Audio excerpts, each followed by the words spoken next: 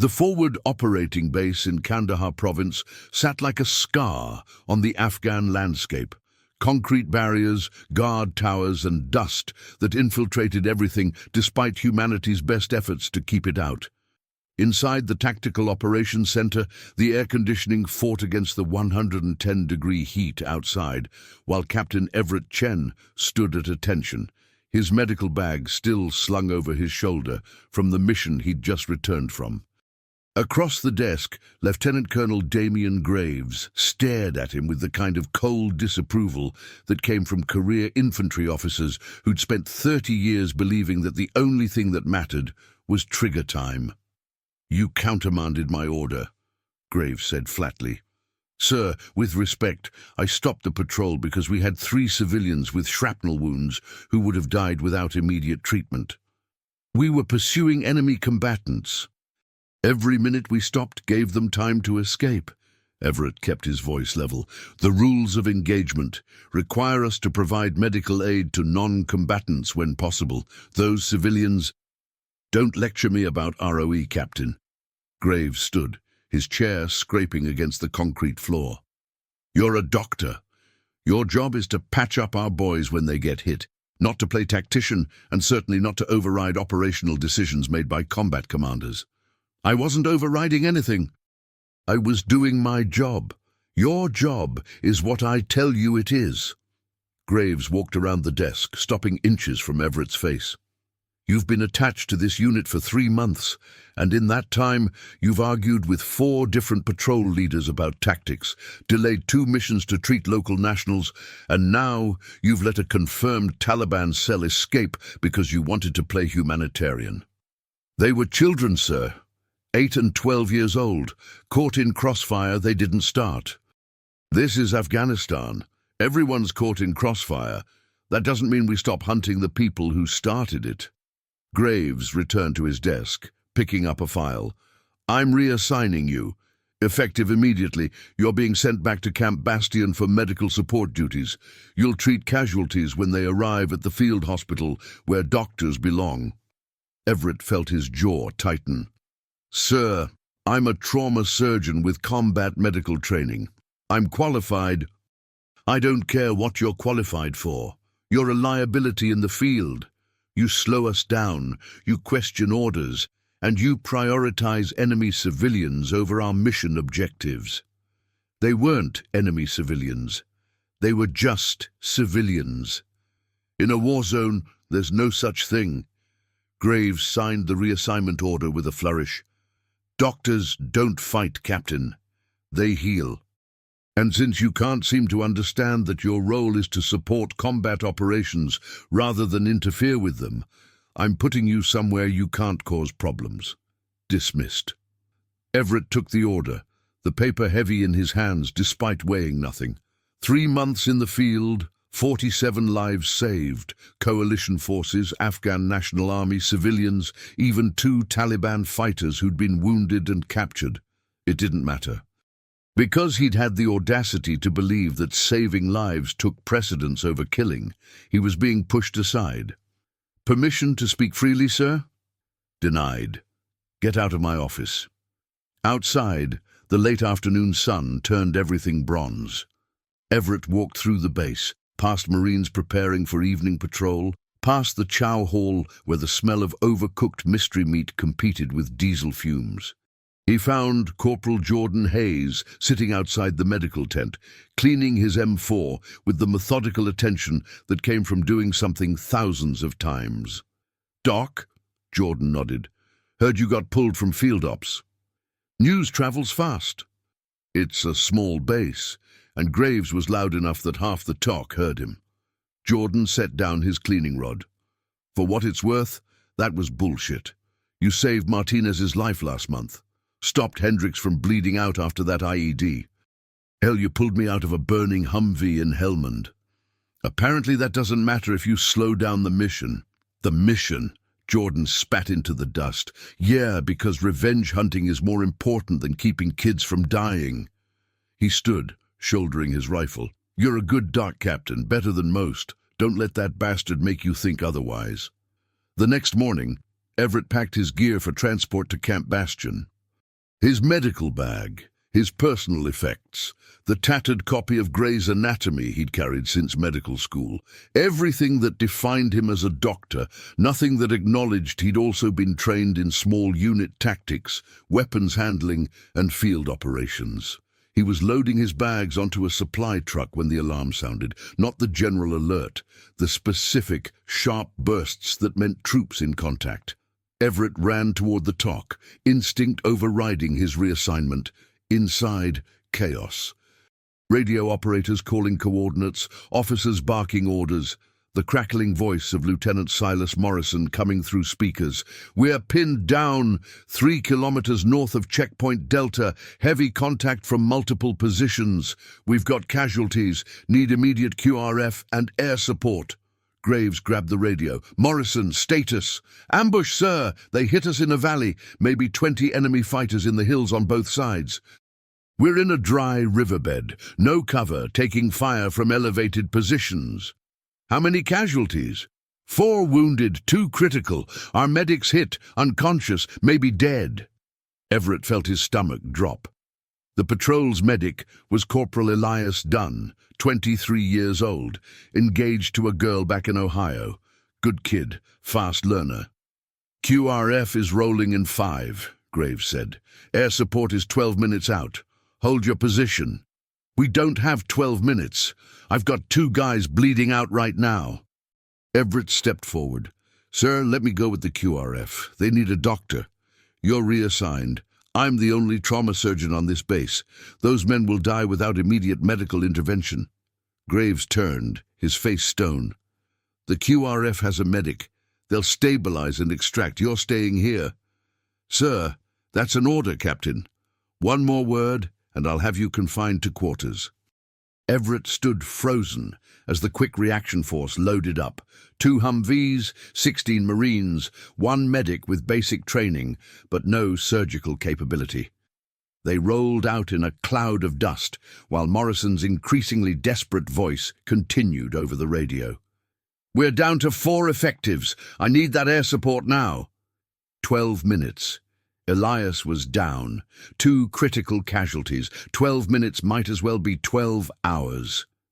Everett walked out of the TOC, his mind racing.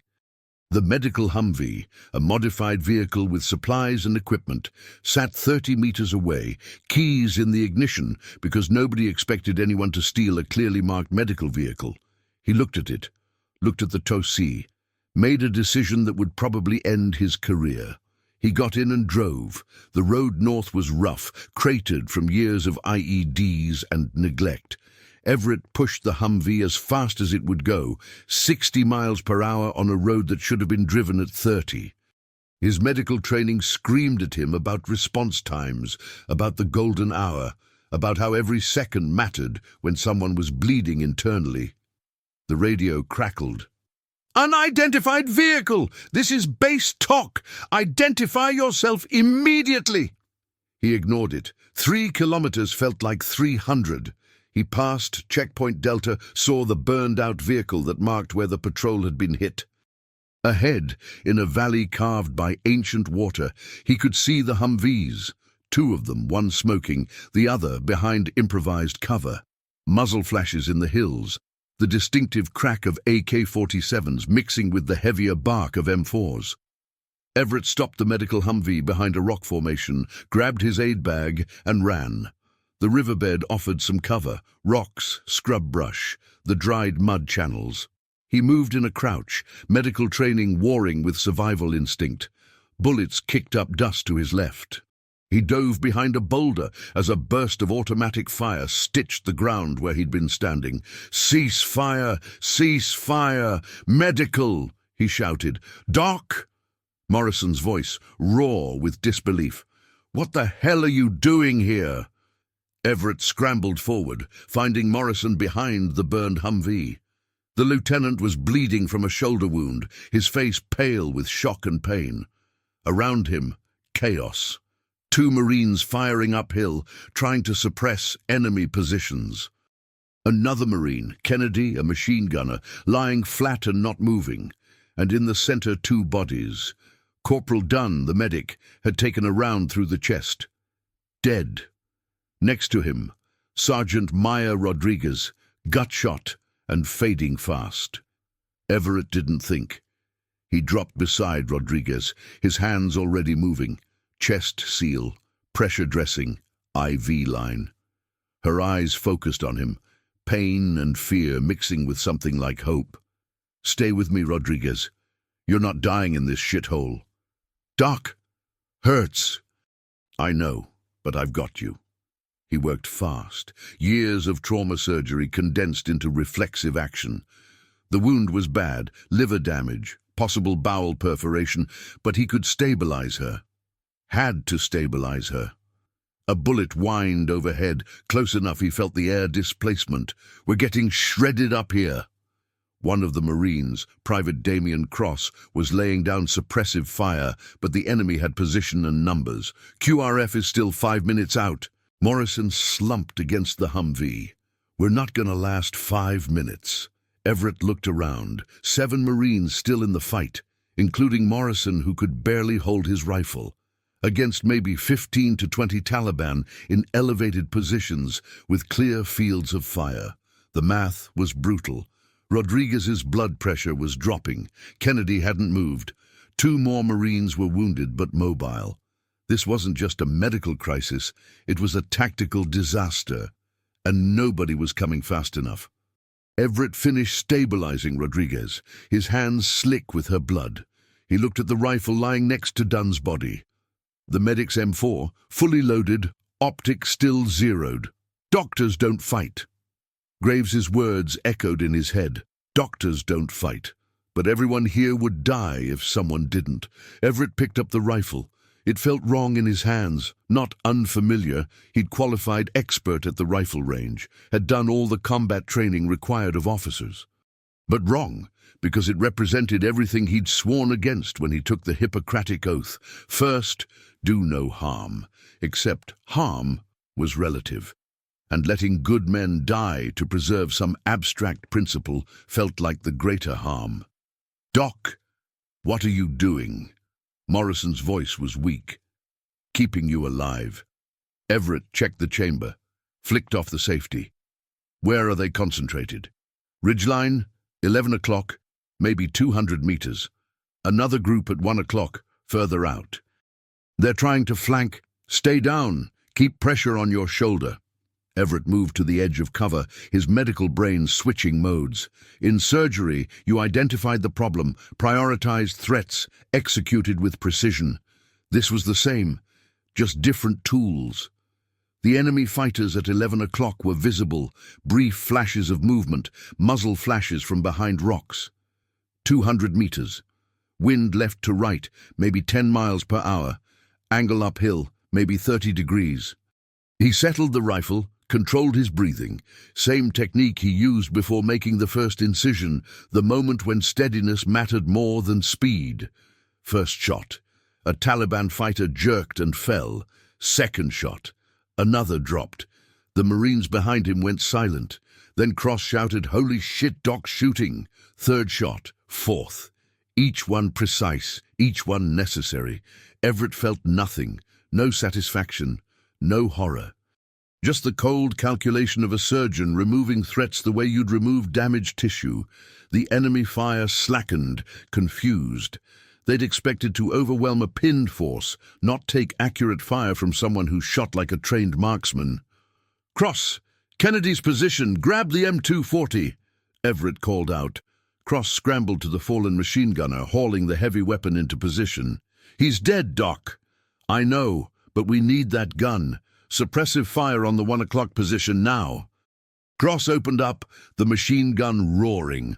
Not accurate, but loud and scary enough to make the Taliban keep their heads down. Everett moved positions, flanking right. The enemy at 11 o'clock had lost 2 fighters, the others were focused on Cross's position. He found an angle, dropped prone behind a termite mound, and systematically engaged. This was wrong. Everything about this violated who he was. But it was also the only thing that would save the people behind him. 5 more shots. 3 more hits. The Taliban position at 11 o'clock broke, fighters retreating back over the ridgeline. Morrison had dragged himself into a firing position, shooting one-handed despite his wounded shoulder. Two other Marines were engaging the flank position. The dynamic had shifted. Instead of a one-sided massacre, it had become a firefight. Still bad odds, but survivable. Then the QRF arrived. Two Humvees screaming into the valley, Marines dismounting and taking positions, their volume of fire overwhelming the remaining Taliban. The enemy melted back into the hills, the ambush broken. Lieutenant Caroline West, commanding the QRF, reached Morrison first. "What the hell happened? We expected to find you overrun." Morrison pointed at Everett, who was back with Rodriguez, checking her vitals. "Doc happened. He drove out alone, patched up Maya, then picked up Dunn's rifle and started dropping them like he was at a goddamn shooting range." West stared. "The doctor?" "Yeah, the doctor." Morrison's laugh was half hysterical.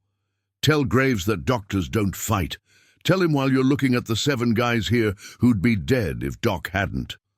Camp Bastion's field hospital, 16 hours later. Rodriguez was in surgery. Real surgery, with proper equipment, fighting for her life. Kennedy was dead on arrival, had been dead before Everett even reached the ambush site. Morrison would recover, as would the other wounded. Out of 12 Marines in that patrol, 8 had made it out alive. Everett sat in a plastic chair outside the surgical ward, still wearing his blood-stained uniform. He hadn't slept, hadn't eaten. Just waited while they operated on Rodriguez, hoping his field stabilization had been enough. The door opened. Colonel Graves, looking older than he had yesterday. "Captain Chen." Everett stood. "Sir, you disobeyed a direct order, stole a vehicle, left base without authorization during a tactical situation." "Yes, sir." "You should be court-martialed." "Yes, sir." Graves was quiet for a long moment. "Morrison filed a report. So did Lieutenant West. They say you saved 8 lives, shot like a trained sniper, provided tactical leadership when their command structure fell apart." "I did what was necessary." "What was necessary?" Graves walked to the window, staring out at the medical compound. "I told you doctors don't fight, that your job was to heal, not to interfere with combat operations." "You did, sir." "I was wrong." Everett blinked. "Sir?" Graves turned back. "I spent 30 years in the infantry. I saw combat medics and doctors as support, necessary but not real fighters, not the ones who actually won battles. I forgot that in a fight, anyone who can hold a rifle becomes a fighter when necessary. And I especially forgot that the best officers are the ones who understand that rules exist to serve the mission, not the other way around." He walked closer. "You disobeyed me because 8 Marines would have died otherwise. You picked up a rifle because healing isn't possible if everyone's dead. That's not insubordination. That's leadership. What happens now? Now, Rodriguez comes out of surgery, successfully they're saying, and you get credit for her survival. Now Morrison nominates you for a Bronze Star with Valor, and I approve it.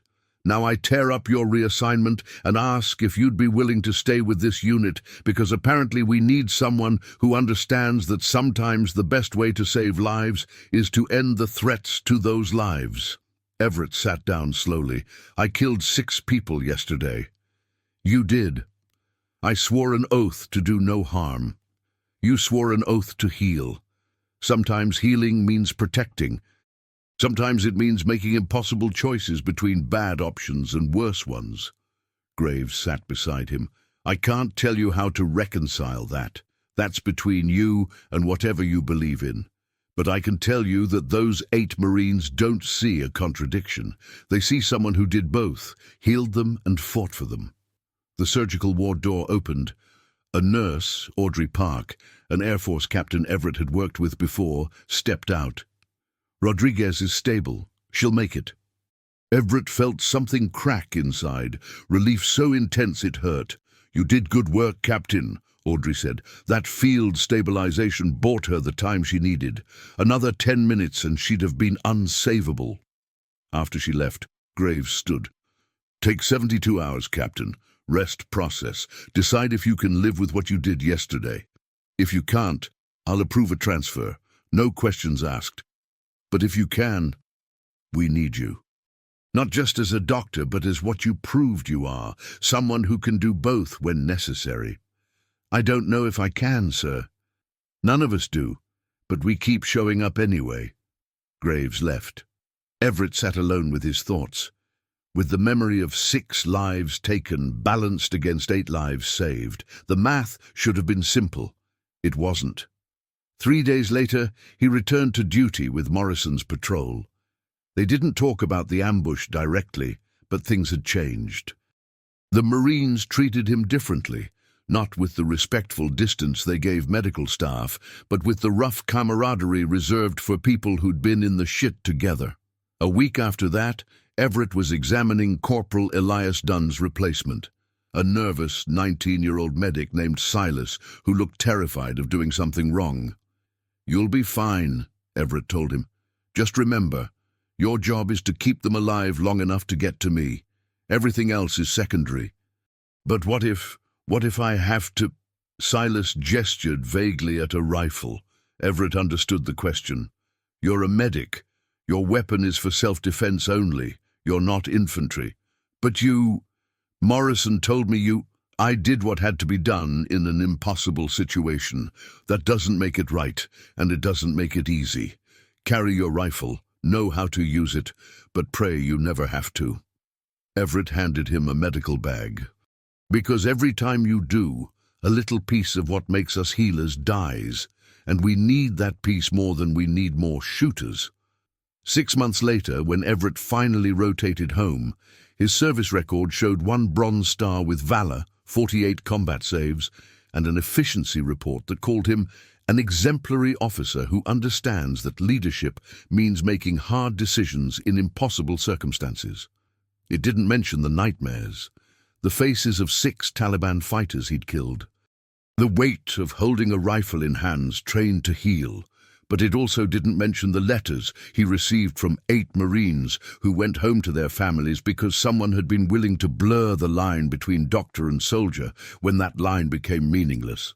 Sometimes the world demands we become something we never wanted to be. Sometimes saving lives means taking them. And sometimes the hardest thing isn't choosing between right and wrong.